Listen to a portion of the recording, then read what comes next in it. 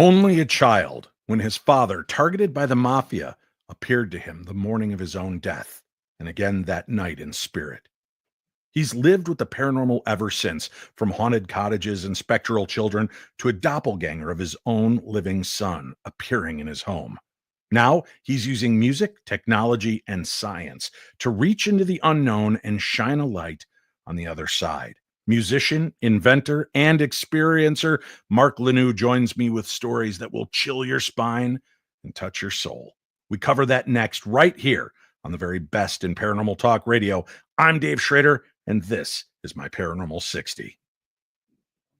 I'm not gonna stand here and listen to this baloney. He won't float. He doesn't stand for baloney.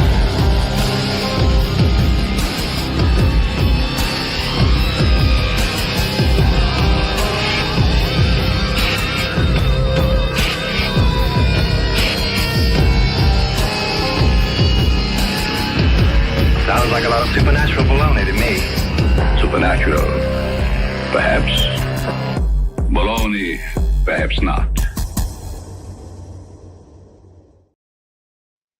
Hey, everybody, and welcome. It's me, your minty-mouthed MC, Dave Schrader, here with Zellmans. Remember, they're our new sponsor. Go check them out. Zellmans.com. That's ZELMINS.com/P60. Save 15% off of your very first purchase. You're going to thank me. You'll love them. I know I do. All right, welcome to the program. Let's get started, shall we? I'm excited to have this guy join us because not only is he remarkable in all other aspects, but he's been a longtime follower and friend of this program. Mark Lanoue is an accomplished musician. He is an innovator. He is a lifelong experiencer of the paranormal, from personal tragedy and spectral encounters to cutting-edge paranormal tech that he is developing. Mark's journey is an extraordinary as it is emotional. And he's here with us, willing to open up to talk to you, our audience, and all of you around the world tonight about his own work that spans not just stages and studios, but also the unseen spaces between this world and the next. Help me welcome back to the Paranormal 60, Mark Lanoue. Mark, good evening. Welcome to the show. How's it going, Dave?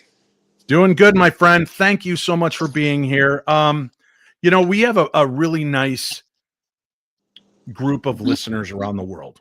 My army of darklings, and we do a lot with prayer and intention requests. And I know you're here tonight to join us, and not under the best conditions. But if you'd like to just let us know a little bit about what's going on, so that way we can, have all of our listeners, prayer warriors, energy workers, and healers kind of tune in for this. Sure. So my wife is in the hospital right now. I came back over here to take care of the pooches here and get on here. But she had open heart surgery Friday morning. She came through it really, really well.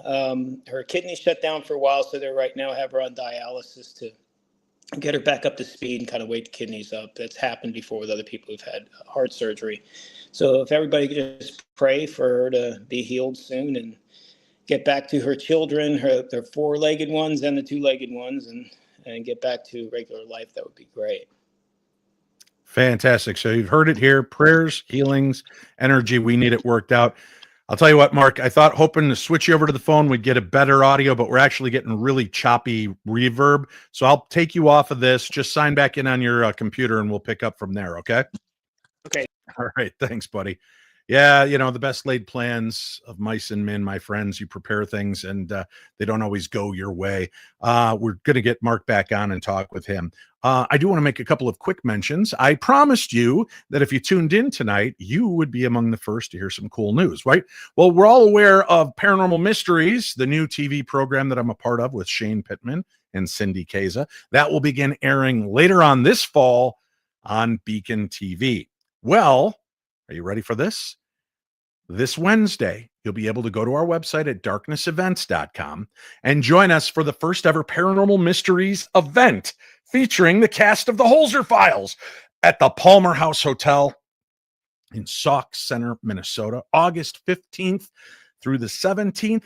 It is going to be a weekend filled with fun, Lots of great conversations, insights into all of the shows we've been a part of, from the Holzer Files to 28 Days Haunted to the Ghosts of Devil's Perch and beyond.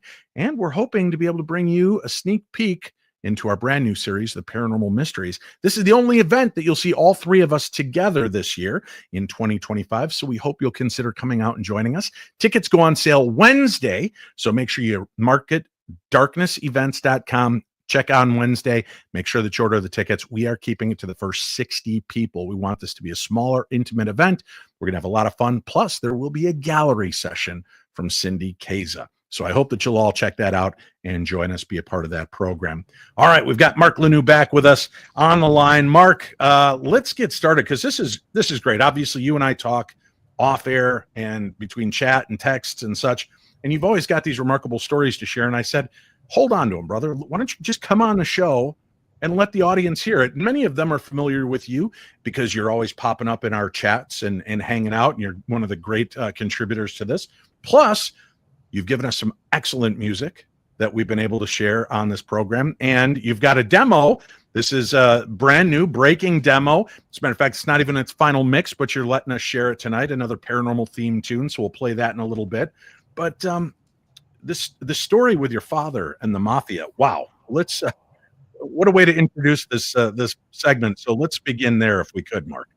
Sure. So my father was in and out of trouble. He was actually when he was 15, he joined Hell's Angels, of all things. And so back then, bikers ended up kind of becoming affiliated a lot of times with the Mafia, because the gangs were kind of like the security of things. So he got involved with, of all things, the Colombo crime family, which is one of the big ones out of the tri-state area. And he mainly dealt with stolen goods across state lines and things like that. And his front was an auto body shop. Back then they had fronts, so they may have a pizza shop or a record store or whatever. His was an auto mechanic shop. And so he just knew too much. It's kind of that typical story in the Mafia. He knew too much. He knew too much about what was going on with the FBI, what was going on with the Mafia, what was going on with the judges, etc. And they tried to take him down actually twice by running him over, the typical movie cast, in the alleyway with the car. So the second time he didn't jump out of the way, he slipped on the ice because it's New Jersey, it was wintertime, and they rode over his ankle. So I remember him, hobbling around on crutches for a while. But the way they got him was they got his best friend to pick him up in the morning for work. And he said, hey, let's stop over here. I got to take care of some business. And when they went over there, the door opened up, gun was drawn, and just blew him away right there. Wow. in the front there. And how old were you at this point, Mark? I was 10 at the time.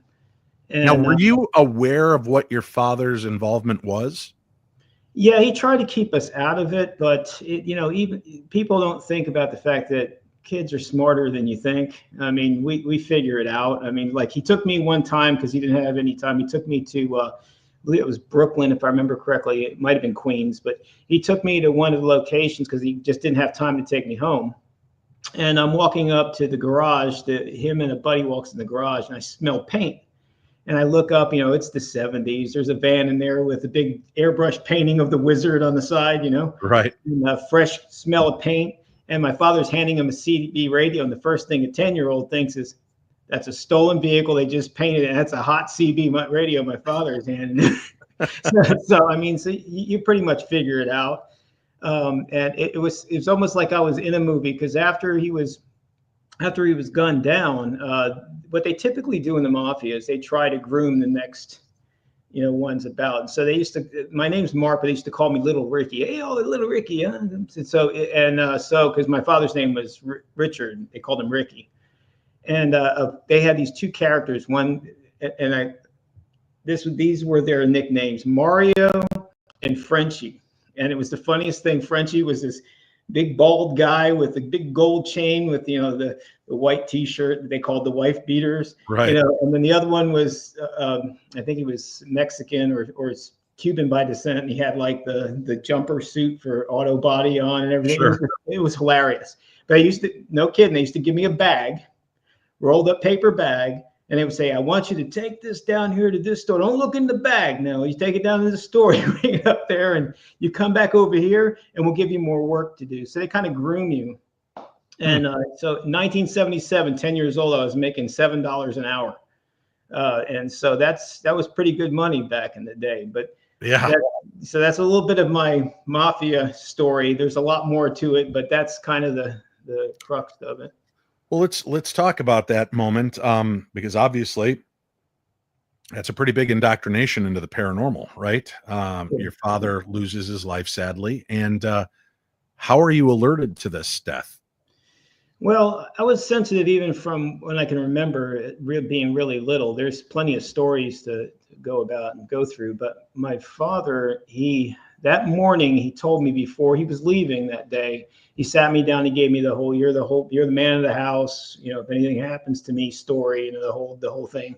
And he kept saying, "Don't worry, we're going to be going to California." Apparently, we were about to go into the witness protection program. I didn't know it at the time, and so when he was killed, when he came to me, and this happens sometimes in dreams, and then it kind of converted more to lucid perspective. Right. But he came to me as the coffin showing up in the front living room. It opened up, and there he was. He came out, and he basically went through like life with me, the little times that he spent with me, like fishing and all that kind of stuff. He told me I had to watch over my mother, a lot of the typical things. And he said, I'm okay. It's done. I'm on my way. And matter of fact, I wrote the song Promised Land for Fiction 6 is about that whole story about him meeting God and saying, hey, can I come into your promised land? All that kind of stuff. But anyway, at the end of it, he climbed into the coffin. The winds blew. He turned to dust. The lid closed. And that was the last time, really, that was the last time that I saw him in that. Now, when you woke up from that, was it just a dream to you until you got the news about your dad, or did you know? No, I knew, because I've had, from very, very small, I've had both the events of being awake, having lucid, events, having what they call sleep paralysis. But I knew in those cases, I knew better. It wasn't quite sleep paralysis. It was something different. You can kind of feel it. It's just different.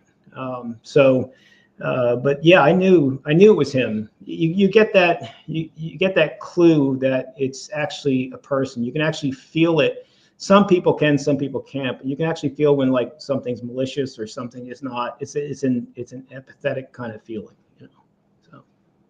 So he made his presence to you known, said his goodbyes, helped you relive some of the happy moments together. You wake up. Did you go talk to your mom or talk to anybody about what you had just encountered? No, because, especially back then, I come from a Christian family. I was the firstborn in the United States. I came from your diehard Protestant coming from overseas. You're seeing demons. If you're seeing ghosts, you're seeing demons, so that's kind of the way it was. Now that we're older and my mother's older, sure, I've shared that with her, and it's a lot easier to share those perspectives when you get older, because there's two things that happen. One is you don't care whether they accept it or not anymore because you're older. It's like, well, if you don't want to accept it, just too bad. It happened to me. Get over it, But it didn't happen that way. She actually accepted it quite well, and I was happy about that. So, when you get the confirmation that this is real, what was that like? I mean, how was that a shift in your life where you've had this dream, that there's something more to it, but what's it like to actually hear the words, then he's gone? It was hard for quite a while. And it's kind of funny. They say that the boy usually attaches more to the mother and the girl usually to the father. But in this case, since he didn't spend a whole lot of time with me because he was always in trouble, he spent time in Rikers Island. He spent time in a place called Galway State Prison. At the time, it was like one of the worst prisons in the United States. And but the few times the small amounts of times I did spend with him, he was a wonderful human being, and he really loved his children, and we had some really good fun, and did the father-son thing a number of times with motorcycles and fishing and all that kind of stuff. So, was there any kind of, I don't know what the right term would be in this case. I would say survivor's guilt. I know that doesn't necessarily fit this, but some people that have that premonition, that visitation, and then get the corroboration that the death took place are sometimes left with this. I wish I could have done something. Why did I get to know this before I found out? Could I have done something to change this? Did that ever happen to you? No, I think there's different perspectives from people. If somebody has always kind of had that sensitive part, I mean, when you see spirits when you're really, really small, and you see shadows when you're really, really small, and you feel all those things, and it happens a lot of times, after a while, you kind of get used to the fact that there's stuff swirling around you, and there's nothing really that you can do about it. And even if you're that young, after a while, you start to absorb that, and you start to put together that this is the way things are. And plus, I had a strong faith in God. I mean, I was going to church since I was a really little kid, as an infant. As a matter of fact, with my grandmother, she was my rock. You know, so I knew that, you know, there's God, there's demons, there's, you know, all these things that exist around us. And then, you know, of course, as I got older and got more into science and things, and the things that I felt, I knew there's dimensionality, there's all kinds of stuff. So. But I don't know if that answers your question completely, but it's a different perspective when you've had more of that stuff happen to you than if it just kind of falls in your lap and you go, oh, what do I do with this? You know, so. Did your family have psychic abilities or, you know, sensitivities? I think I found later on that my mother may have had some sensitivity. The one who had it a lot more than me was one of my children, and won't throw them out there on the, but was very highly sensitive, especially as a child. And I would probably say even more so than I was. And I was pretty freaking over the cliff. So now is that kind of your first real start with realization of the supernatural, or had it slowly trickled throughout your life up to that point? It slowly trickled throughout my life. I think I told you the story one time about me being of all things, I was in the Catholic Church, or actually in the school part of it. I was going to a church, going to a school called St. Teresa's, or as they say in New York, New Jersey, St. Teresa's. But the reason a lot of us went to those kind of schools is because they were safer. They were locked down. They were private. You know, you weren't in the public school system getting your butt handed to you every time you went to school. Right. But I told you about that encounter with what I knew to be a demon in the hallway when I looked up and saw that. And there's no denying that feeling, and there's no denying that look of, I want to eat your face off. You know, and so. Well, for listeners that maybe didn't hear that first time you stopped by to tell a story, why don't you? I mean, that's a crazy tale. Why don't you share that? Yeah. So I was walking through the hallway, and it was very bright outside. The sunlight was coming through the window, and I was walking down, and I looked up. You know, they had those stairs. You know, you go up a set of steps, and then you have like a platform, and then you have another set of steps that goes up to the other second level of the school. Well, up on the first level there, up the stairs, I looked up, and there was a being standing there. It looked like an angel from the ground up to the shoulders. It had, you know, the white wings and had the white gown and everything all bright and shiny. And then I looked up at its face, and I was like, that's no angel. Maybe a fallen one, but that's right. Not the pristine, happy angel. Plus, you could feel it. Another part of the sensitivity is I can feel when something's malevolent or when something's not. And in this case, it was very malevolent, but I always believed in faith that they couldn't come near me and touch me unless I invited them over. Mm-hmm. And in this case, that was it. It was at a distance. It was looking at me like it wanted to get close enough to, you know, chew me down to nothing. But just looked at me really intensely mean. And then it felt like 10 minutes, but it was probably seconds, and it went away. So it's, that was, you know, I've had encounters like that. I've seen shadows as a really little kid.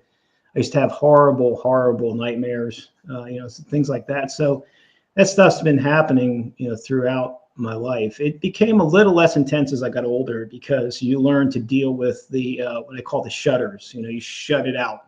You figure out ways to keep it at bay. poke in every now and then, but it's like, nope, stay away. So, yeah, so that kind of stuff. Well, you are a musician. You're also, you need to brag about this again, because again, people that don't know this, okay, so they've just heard about your mafia tied father, the sad tragic ending of his life, that you were then groomed kind of by the mob to maybe step in and start doing some stuff of your own. You've got the beard, the rock and roll attitude. You're a musician, but what people don't realize is you also are an inventor. You're an innovator, and you hold a pretty interesting distinction that a lot of people, again, you can't judge a book by its cover. Let them know what you have to do with NASA. Yeah, so I was with NASA for about 9 years. It was with a group called the Institute for Technology Development. Went through 3 phases. One was human exploration and development of space. The other one was NASA commercial space, and then something called Moon to Mars, long-term space flight. It was research centers.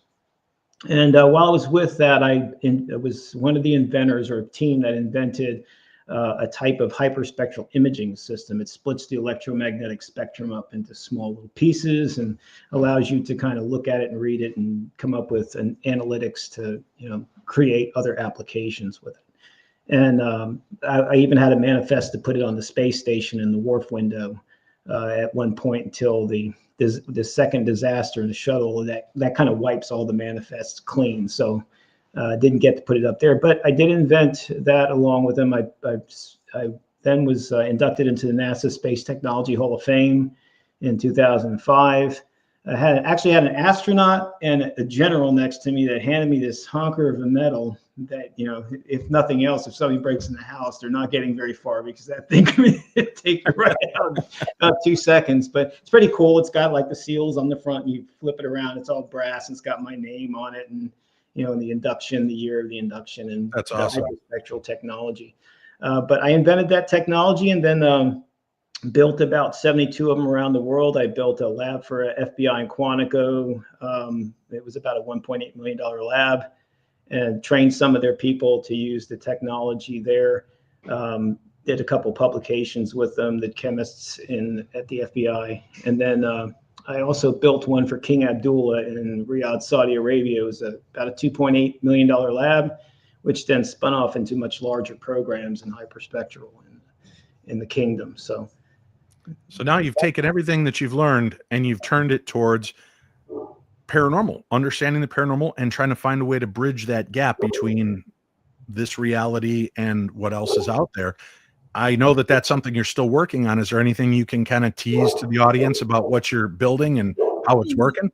Yeah, I can do it within the bounds of not giving away novelty, obviously, because before this, I actually worked in the intellectual property office too, and I think they were a little upset with me. So I work with senior design teams at the university, and I'm trying to change it over to new kind of things instead of most of the traditional stuff. So they usually pick my projects because they're out there. They're never like the traditional, look at the cells and put these 2 circuits together on this board over here, fab that, So this device, what I try to do with the paranormal is what's always gotten to me, especially understanding electromagnetics and audio and all these things that happen, vibration. We all vibrate, so there's all kinds of stuff going around in your environment. People running around with walkie-talkies, RF going everywhere. And I'm thinking, well, how do you know that's not just one of the devices setting something off? And that's the first thing a skeptic's going to ask. And so I like to correlate points together. I like to say, you want to get rid of all the interference, and then you want to correlate and extrapolate what's coming toward your objective, and then how you separate the outside environment from the more enclosed environment, and how to keep that controlled. Because if you have something that you're watching come up to your box, right? And it comes up to that area, and then it gets inside of that, or it's even in the area inside. You can separate the 2 areas, the outside and the inside, by making sure that you're protecting that area. And you can say, there's no way this is anything, there's something here, because you can't get interference here, and I'm seeing it on the outside coming too, and it's here.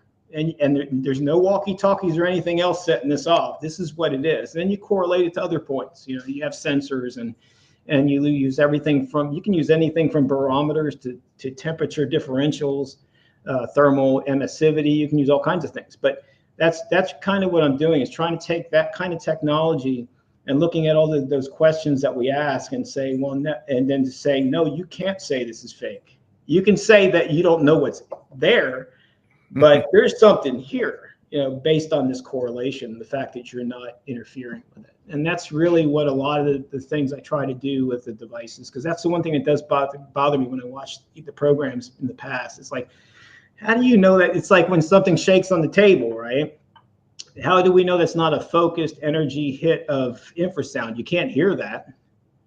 But Right. I mean, so, but if you're sitting there sensing it and it's not infrasound and nothing else is moving, and you're saying, well, it's got to be something because it's not being vibrated by sound. So you're trying to figure out how to get it narrowed down to getting out the false positives. Exactly. Therefore, leaving the positive of whatever is left has to be something that will be out of our understanding. Yeah, it's always based on linear correlation. We as humans are always going to have error factors as well. And we also have, whether it's spatial or audio or whatever, we always have these things that are interfered with by what we're thinking, because we want so much sometimes for it to be something, we just turned it into that. Right. But if you have that correlation, a linear correlation between something that's a known that is happening, and you have the same thing happening with something else, but then you get rid of the error rate, then that's what it is. There's something there. So that's kind of what I'm trying to reach for and trying to do with these devices. Well, speaking of there's something there. It's time now for Paratunes. Thank you very much. All right, Mark, give us a little bit of background. What was the inspiration for this song, and introduce it if you would? Yeah, so this one's kind of a little bit spooky for me because I wrote this before my wife had the troubles that she has right now. And this song is about somebody who is deeply and madly in love with someone. And, they've been with them their whole life. They're their soulmate, and they pass on. But they still feel them, and they still hear them, and they still smell their perfume, and all those things that, when you're here and you can't hold somebody, it can almost drive you crazy. So it's like, why are you here in my head? That kind of, thing. And when this happened to her, I actually almost lost her in January. The doctors actually gave me the speech. The nurses prepare to lose your wife. And so, in this, you'll see that I utilize that whole perspective of my wife and myself, and through this. So this is going to be my first solo release. This one's not Kick the Wicked, and it's not Fiction 6. It's actually going to be on a solo album I'm putting together. So in this perspective, I'm playing all the guitars except for a 12-string, and I'm playing the leads, and I'm doing all the vocals. So. Very cool. Now, again, folks, this is just a demo. He let me hear it, and I said, let's play the demo, dude. It's always cool to hear it. And then when you've got it all tweaked and finalized and mixed down, we'll play it again on the show so they can hear the completed version. What's the name of the song, Mark? So straight off my laptop, it's Whispers Still.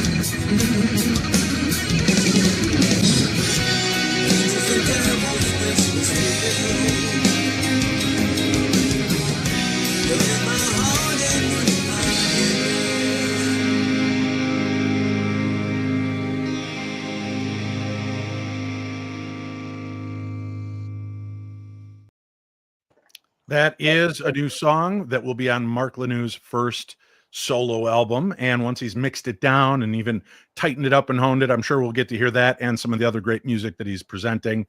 And as a longtime friend and follower and fan of the genre of the paranormal in this show, Mark, I also want to take just a moment. We started off with a prayer and healing request for your lovely wife and for you. I'd also like to dedicate today's show, if I could, to a longtime friend and follower who we lost this last week, Nina Johnson, my captain, good friend, her and her husband, Jeff, and their lovely children, Sarah Rose and Ben, who have attended many of the events and have traveled with us and made us a part of their life.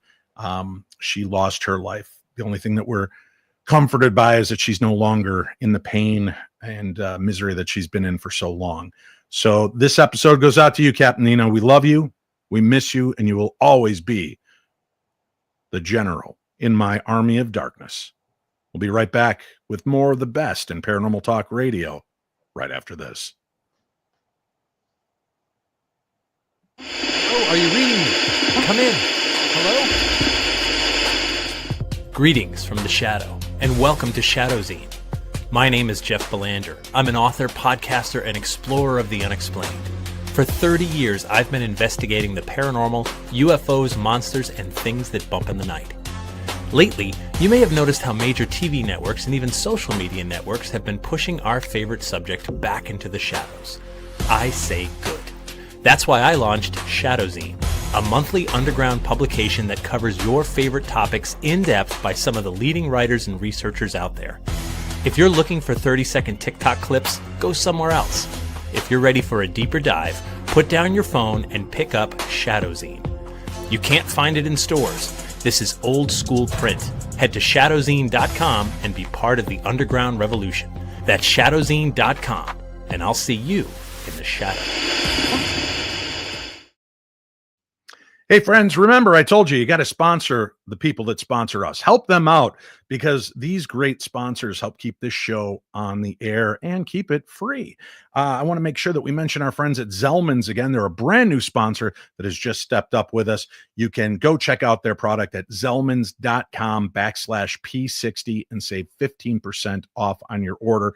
And if you're like me, you've faced all kinds of scary things in your life, but nothing's going to beat scary bad breath. Zellman's has the cure. This is amazing. What you do is you shake out 2 or 3 of these little mints, you put them in your mouth, immediately you're met with that beautiful, fresh, cooling breath. And then once the candy coating has come off, you just swallow them down. They're little gel caplets, and in each gel caplet is some oils. These oils work from the inside out. Therefore, they're going right to the root of most bad breath problems, which happens in your stomach.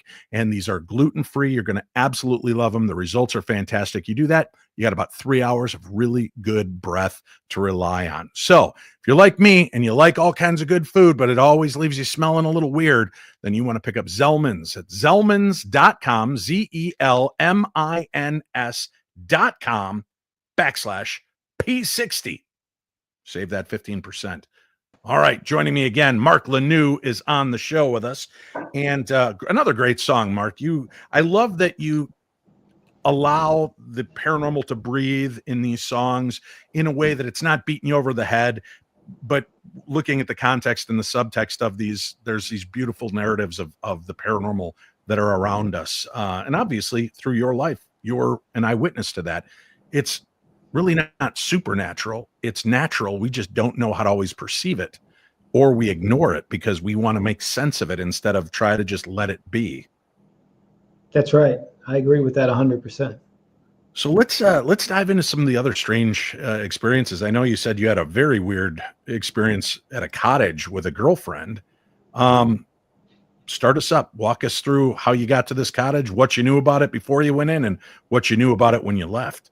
Well, so it's kind of like anything when you're a teenager. I didn't know a whole lot about it because that's where I was going to rent after I found a job. Right. So funny is that. So when I was 17, I'm back it up a little bit because it kind of moves to this. When I was 17, my mother gave me an ultimatum. I could do things her way or there's the door. Well, I thought the cooler thing would be to take the door. So anyway, after being homeless for a while, and walking the streets, I found a job of all places. It was a rock club. It was called the Cheyenne Social Club. It was right on the Gulf Coast of Mississippi. So like the water was right in front of the Gulf of Mexico, and this 2-story awesome rockin' bar. And at the time, once I found the job, I just turned 18. You could drink when you're 18. You could go into the bars. Yes, I'm that old. So, but basically, I got a job there as because at the time I was in martial arts as well. So I was both a bar back and kind of secondary security. If I had to jump over the bar and take care of any problematic people that didn't want to leave or was, they were messing with the people there and staff. So, but anyway, long story short, I got a little cottage right behind that place. And it was, of course, I had several friends. We all moved in there. It was the typical little commune, of the teenagers.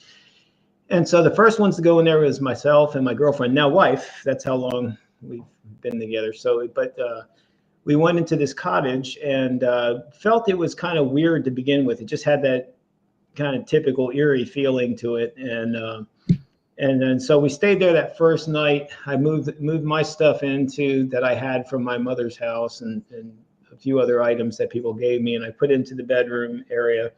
And we were sitting on one of the couches near the window. And she felt something grab her by the arm, and I actually felt her she was tugged.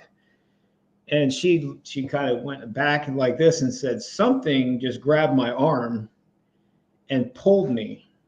Apparently was upset that we were sitting next to one another or whatever, and pulled her away. So that led into a number of crazy events in that house. Once everybody moved in, I actually saw the spirit at one point, and of all things, when I saw it, didn't have a face. And I've heard stories like that before, where the spirit is faceless. You can see the hair, you can see everything else.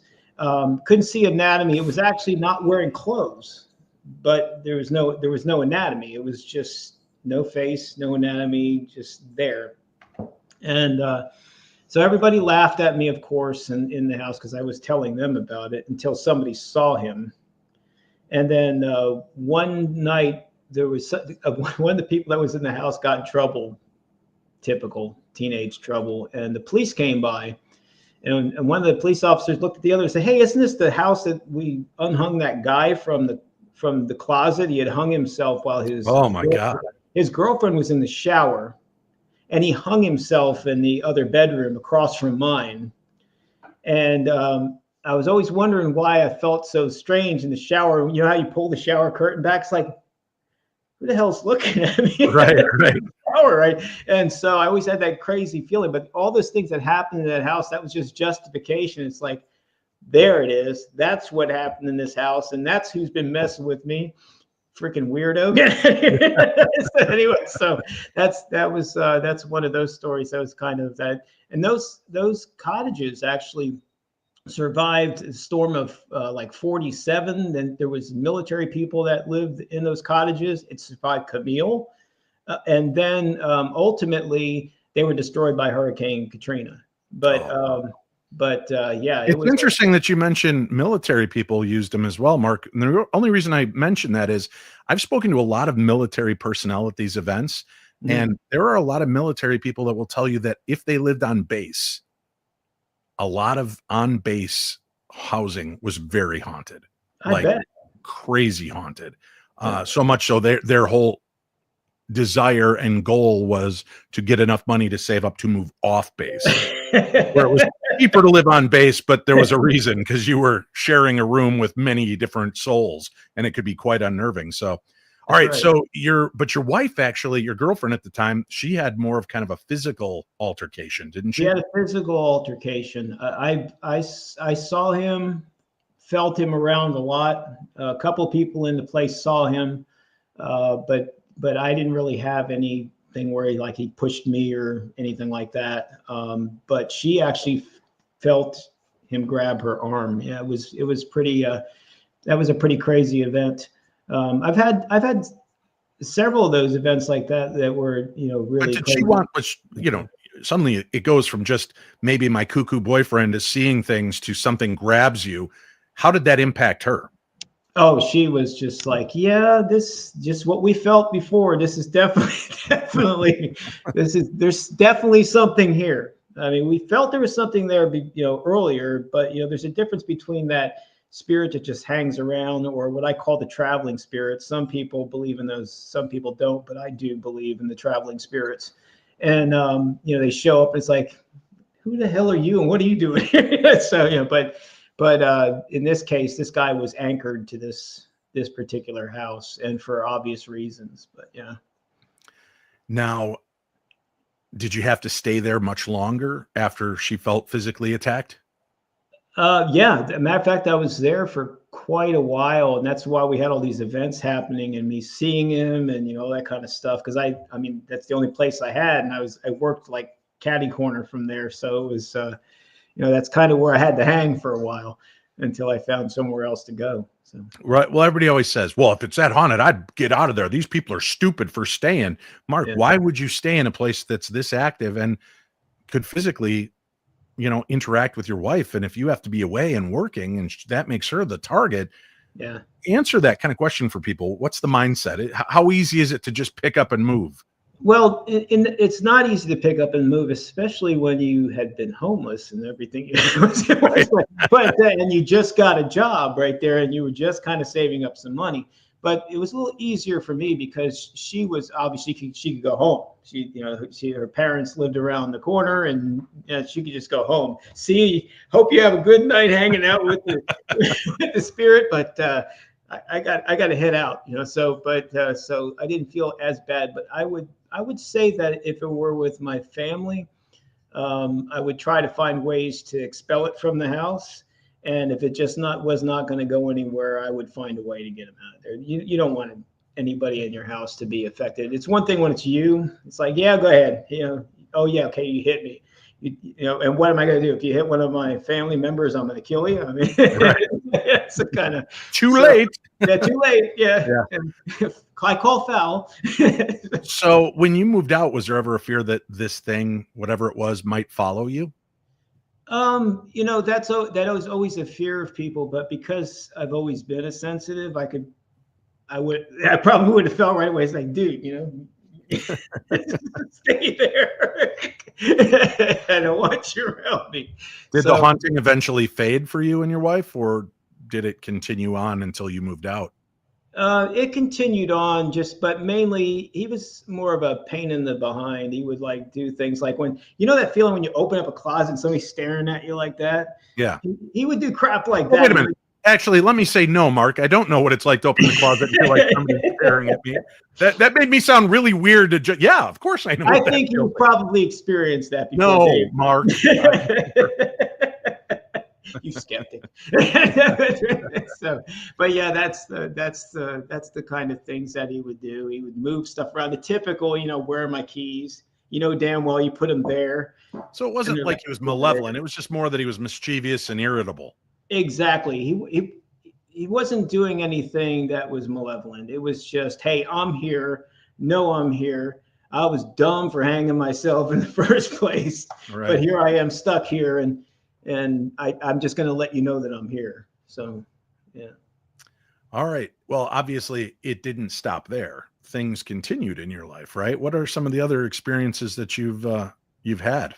A really interesting experience. There's been a number of them, and I hope it's okay to say it here, but I wrote a book, and I'm hoping to actually release it sometime in the future, but it has all of these stories in it.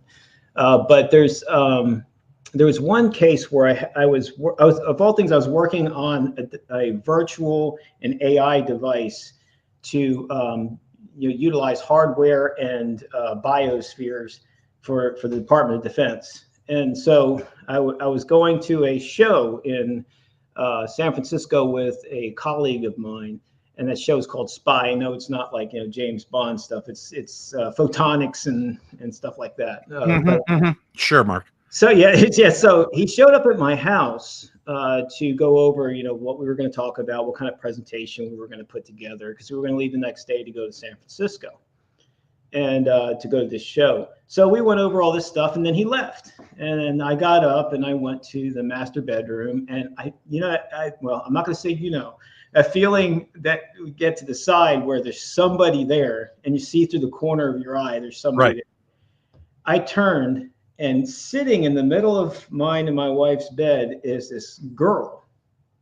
She's like Indian style, sitting in between our pillows, like right on the king size bed.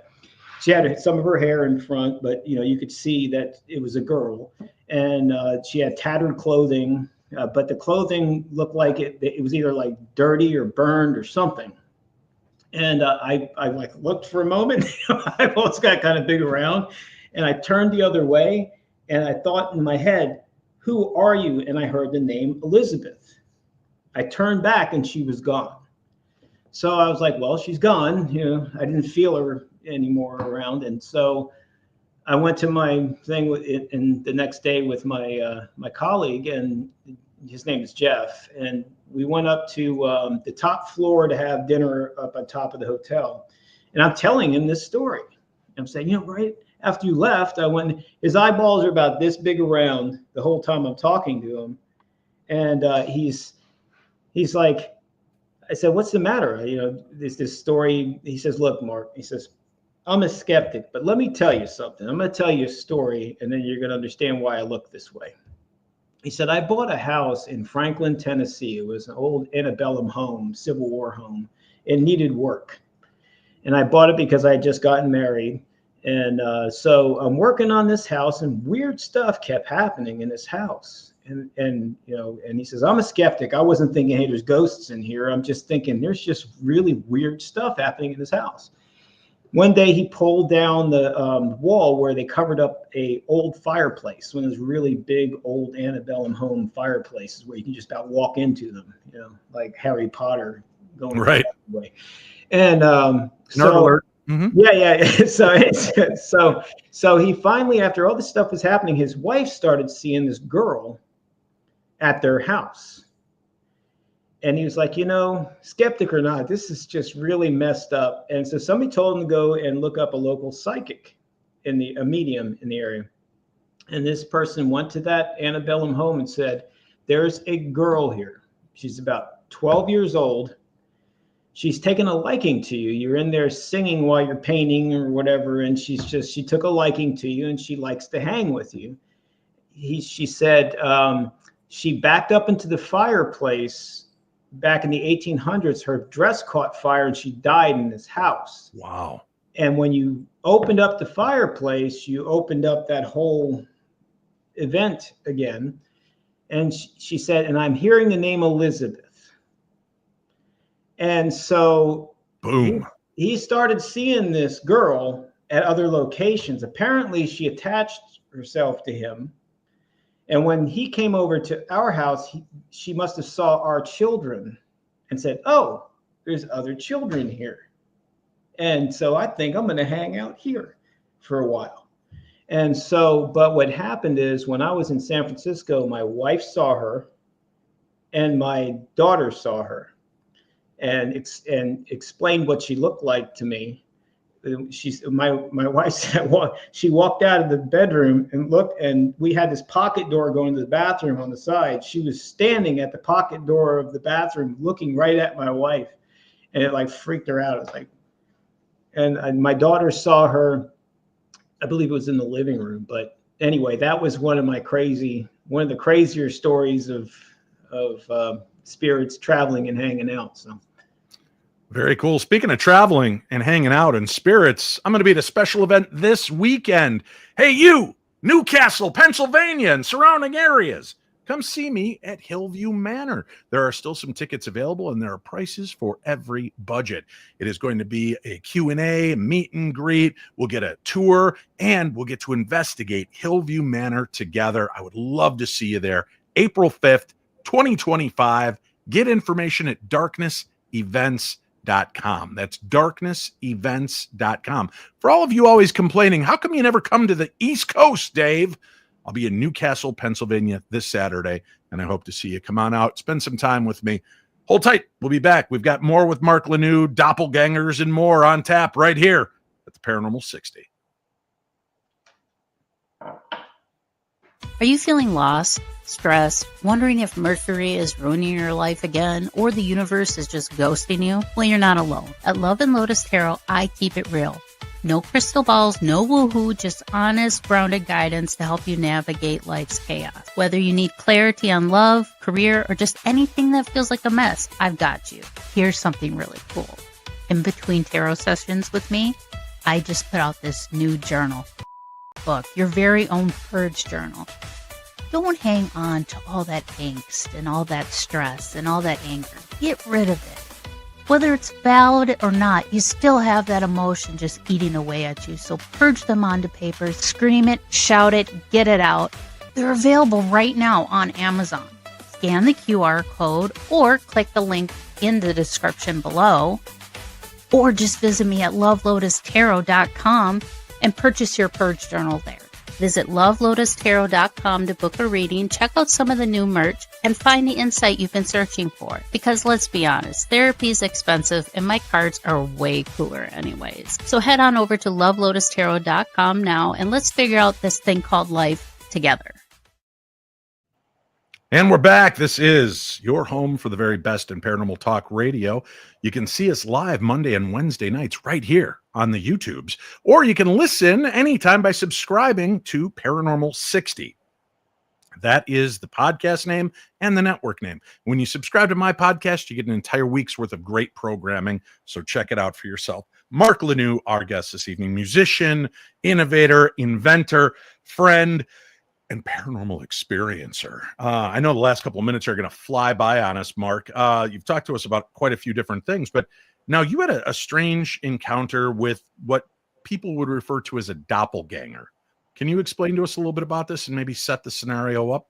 Yeah, I've actually never had that happen to me before, so it was really completely out of the blue and really freaked me out. But it was actually my wife who saw it first. So my wife looked up and she saw our son going from the front door coming in and heard his voice. And then she said, "What's he doing outside?" Because it was pretty late and it was dark outside. And so I got up to go check to make sure it wasn't something else. And I heard his voice and I saw him walking around the corner. Of course, I didn't see his face. I just saw him walking around the corner. And I went back into the room and I was thinking to myself, and she said, "That's odd for him to be out there." I said, "Wait a minute." And I went back around. I went to his room. He's sitting there all with his headphones on and everything else, playing some video game on his computer. And he looks at me like, "What?" You know, it's late at night. It's dark outside. What the hell are you doing? So I asked him, I said, "Have you been out of your room?" He says, "No, I've been here the whole time. I'm playing my game. I'm trying to play with my friend here, and you're messing my whole whole virtual world up over here." And so I walked back in there, and my wife was like, I saw him. It was him. And I was like, so I grabbed the holy water. I actually have this holy water. I did a lot of travels in my life when I was at NASA and doing all this building. And I actually went to Israel to where the Church of the Holy Sepulchre and all that kind of stuff. So I got all the holy water and all that kind of stuff over there. And I went around and went to all the entrances and everywhere else and basically, said prayers and said, "You're not allowed in here. You're not welcome in here ever again," blah, blah, blah. Did that all the way around the house. But that really freaked me out. It was like, I've never, ever seen anything like that. I mean, spirits are one thing, but that's kind of, Well, now let's dive into the science of this. I have two questions before I want to let you go here tonight, talking about that. And I was interested on this doppelganger because I've got a take. A lot of people say if you see somebody that it's, if I see Mark Lanoue walk in my front door and then, 5 seconds later and you go downstairs and then I walk upstairs and you're in your room, it's something trying to trick me. It's trying to look like you and gain access. Now, we know that residual hauntings are a thing, right? They're unintelligent hauntings. It's like a loop in time. Sure. We know that every place has a magnetic resonance to it, right? That's right. Yeah. We as human beings have our own resonance, our own vibration, resonance. Right. Yeah. So do you believe that what that was something malevolent, something trying to take on your son's guys? Or do you think that you might have just caught a reflection either from the future or the past of seeing your son come in talking like he normally would, and you just happen to be at the right resonance at the right time and caught that moment?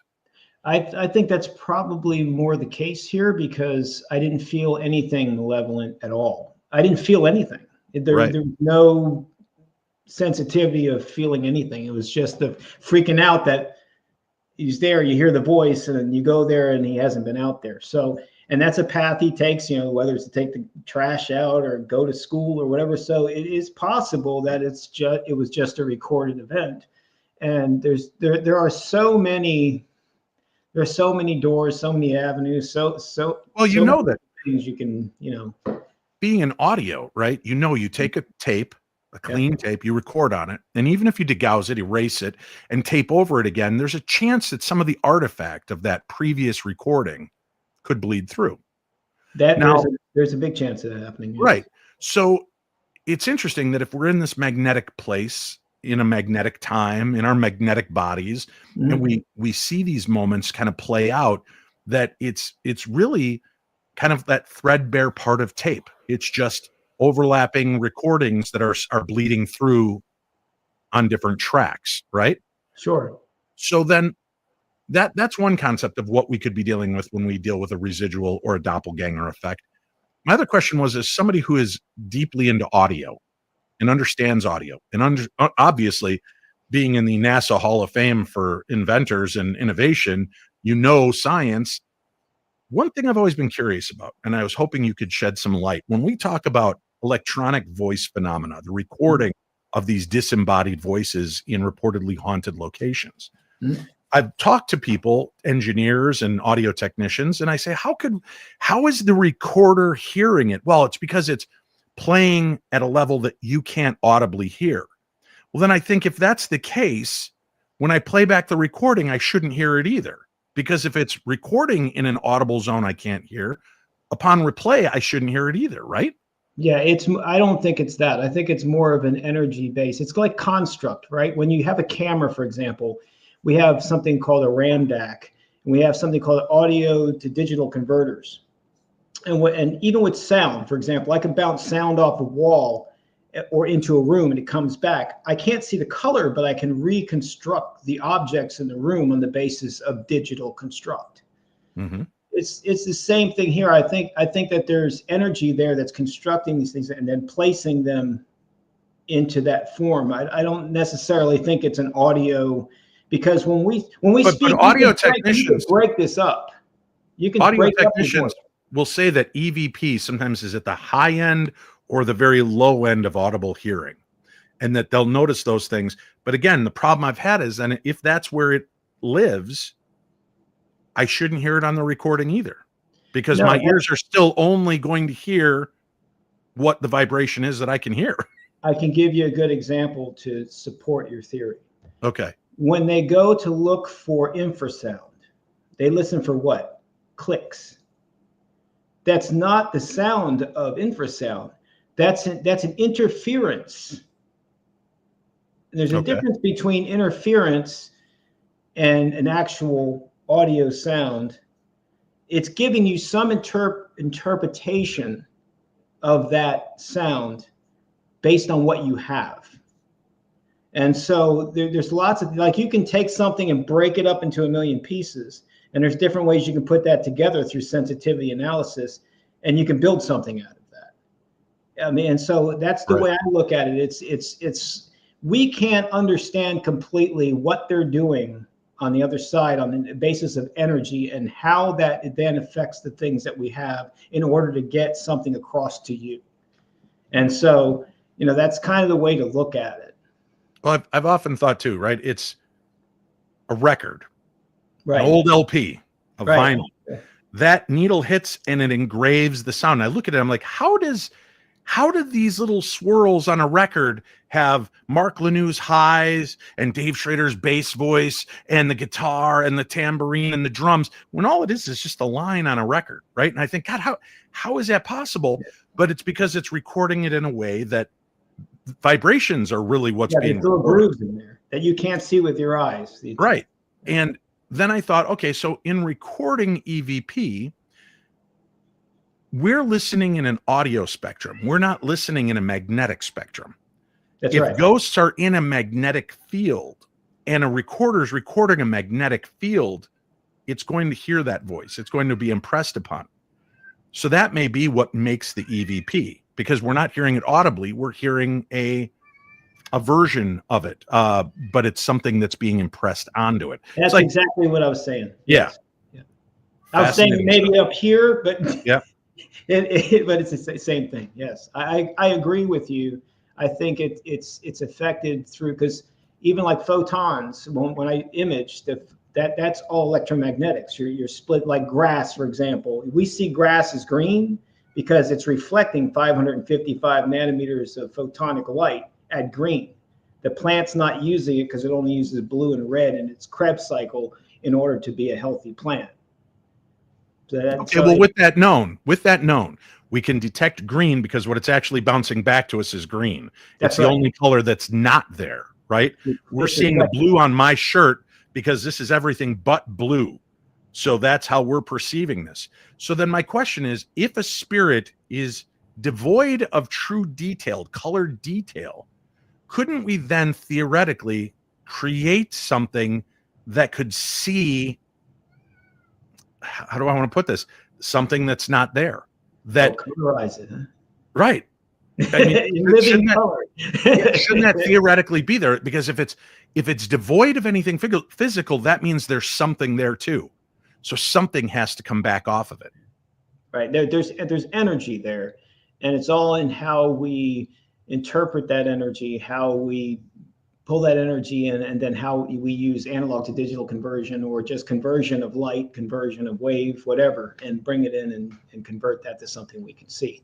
Now that's going to take a lot more than just talking about it, but there's something there. There's energy. There should be some way to unmix that. And well, I've got this friend of mine who's kind of a big shot, and he's got these NASA awards, so I'm going to see if I can get him to work on it. Mark, thank you. Thank you for being here, brother. I appreciate you. I know it's tough. I know that you left your wife at the hospital and you came to join us on the show. And please send her our love and our best, and let her know that the army of Darklings are praying for her and sending energy and healing her way. I sure will. It was great to be on with you. Take care of yourself too. Yeah. Take care of yourself as well, my friend. You need to stay strong. A childhood marked by tragedy, a life shadowed by the supernatural, and a passion for uncovering the truth beyond the veil. Mark Lanoue continues to explore the paranormal, not only through his own experiences, but through science, song, and soul. If you've ever wondered whether our loved ones linger or if something else sometimes wears our face, tonight's tales should give you pause. And may the darkness of this world be just a little brighter with the information that we share here. Until next time, my darklings, stay safe, stay curious, and keep your eyes open, because the next knock at your door might not be who you think it is. I'm Dave Schrader, and this is my Paranormal 60.